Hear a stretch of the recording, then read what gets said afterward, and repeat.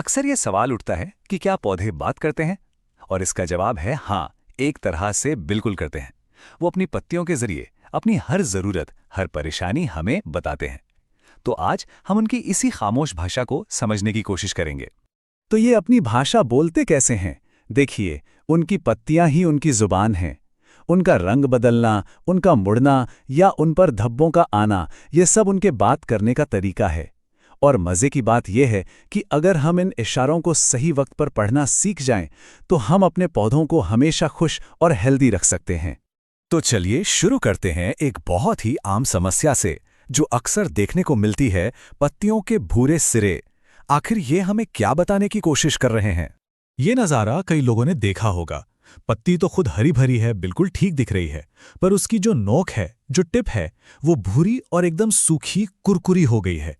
ये एक साफ इशारा है कि पौधे को कुछ तो चाहिए जो उसे मिल नहीं रहा है। अब इसके पीछे ज़्यादातर दो ही वजह होती हैं। पहली, हवा में नमी की कमी यानी लो ह्यूमिडिटी।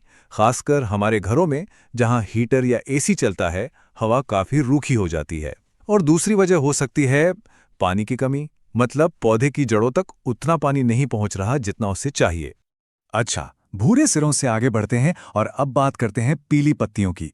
देखिए, पीली पत्ती देखते ही घबराना नहीं है, क्योंकि हर पीली पत्ती का मतलब एक ही नहीं होता। यहाँ पर सबसे जरूरी बात यह है कि हम देखें कि कौन सी पत्तियां पीली हो रही हैं। और ये समझना बड़ा दिलचस्प है। अगर हम देखें कि सिर्फ नीचे की जो पुरानी पत्तियां हैं वो पीली हो रही हैं, तो चिंता की कोई बात नहीं। ये एक नॉर्मल प्रोसेस है। पौधा बस अपनी एनर्जी बचाने के लिए पुरानी पत्तियों को गिरा रहा है। लेकिन अगर पौधे की लगभग सारी ही पत्तियां पीली होने लगें, तो ये एक रेड फ्लैग है। इसका सीधा सा मतलब है ओवर वाटरिंग, यानी पानी बहुत ज्यादा हो गया है। चलिए, अब एक और मजेदार संकेत पर आते हैं, मुड़ी हुई पत्तियां। अब यहां एक छोटा सा ट्विस्ट है। ये जानना बहुत जरूरी है कि पत्तियां किस तरफ मुड़ रही हैं, अंदर की ओर या बाहर की ओर, क्योंकि जवाब इसी में छिपा है। तो जरा गौर से देखिए, अगर पत्तियां अंदर की तरफ मुड़कर एक कप जैसा शेप बना रही हैं, तो समझ जाइए कि पौधा कह रहा है मुझे पानी दो, वो प्यासा है। और इसके ठीक उलट, अगर पत्तियां बाहर की तरफ मुड़ रही हैं, तो ये एक चेतावनी है। इसका मतलब है कि उसे खाद यानी फर्टिलाइजर कुछ ज्यादा ही मिल गया है और उसकी जड़ें जल सकती हैं। पत्तियों पर ये अजीब अजीब से धब्बे कहाँ से आ जाते हैं? खैर, इसका कोई एक सीधा जवाब नहीं है। ये धब्बे कई तरह के हो सकते हैं, और उनका रंग और उनका आकार यही हमें बताता है कि असली दुश्मन कौन है, कोई फंगस है या फिर कोई कीड़ा। तो सबसे पहले बात करते हैं फंगल इन्फेक्शन की। अगर पत्तियों पर काले या भूरे रंग के थोड़े गोल गोल से धब्बे दिख रहे हैं, तो ये पक्का किसी फंगस का काम है। ये अक्सर तब होता है जब नमी बहुत ज्यादा हो और हवा का आना जाना ठीक से ना हो।